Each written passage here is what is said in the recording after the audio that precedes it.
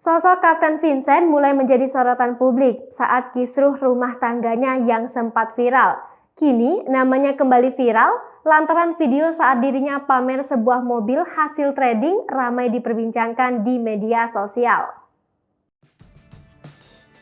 Seperti yang diunggah oleh akun @instajulit, tampak masih mengenakan pakaian seragam pilot. Kapten Vincent berujar jika dirinya akan melakukan aktivitas hariannya. Di sela-sela menceritakan kegiatannya, ia menyebut untuk mendukung aktivitasnya, terutama mobilisasi, ia memilih akan menggunakan mobil mewah disebutnya dari hasil trading. Kini, setelah pamer mobil dan harta yang dimilikinya, Kapten Vincent dilaporkan ke polisi. Seorang yang melaporkannya adalah korban trading binary option dari aplikasi Oxtrade bernama Federico Fandi. Kapten Vincent dilaporkan karena diduga melakukan tindak pidana pencucian uang dan penipuan atas aplikasi Oxtrade yang sering dipromosikan melalui akun media sosialnya. Kasus ini serupa dengan yang menjerat Indra Kents dan Doni Salmanan. Federico Fandi yang didampingi oleh tim kuasa hukum Rizwal Saputra dan mengaku rugi puluhan juta. Menurut Rizwal, kerugian yang dialami korban mencapai puluhan juta rupiah.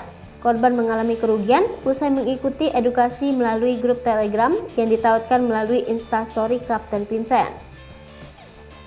Ternyata tak hanya Federico Fandi yang menjadi korban, ada puluhan korban lain. Rizwal menuturkan dugaan penipuan dengan modus binary option ini juga dialami puluhan korban yang bergabung di Oxtrade.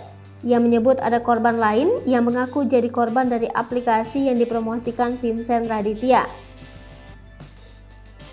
Namun, pihaknya sedang mengumpulkan bukti-bukti terlebih dahulu sebelum melapor.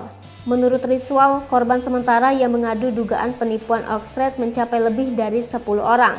Para korban saat ini sedang mengumpulkan bukti-bukti terlebih dahulu sebelum membuat laporan ke polisian. Laporan korban terhadap Kapten Vincent Raditya diterima dan terdaftar dengan nomor LP-B-165-3-200022-SPKT-Polda Metro Jaya tertanggal 31 Maret 2022. Laporan itu selanjutnya ditangani Direktorat Reserse Kriminal Khusus Polda Metro Jaya. Kapten Vincent dilaporkan atas kasus dugaan pelanggaran Undang-Undang ITE dan TPPU. Ia dijerat pasal 45 ayat 2, Jungto pasal 27 ayat 2, dan atau pasal 45 ayat 1, Jungto pasal 28 ayat 1 Undang-Undang Informasi Transaksi Elektronik. Selain itu, pilot ini juga disangkakan pasal 3 dan atau pasal 5 dan atau pasal 10 Undang-Undang Nomor 8 Tahun 2010 tentang pencegahan dan pemberantasan tindak pidana pencucian uang. Kemudian pasal 378 KUHP, Jungto pasal 55 KUHP.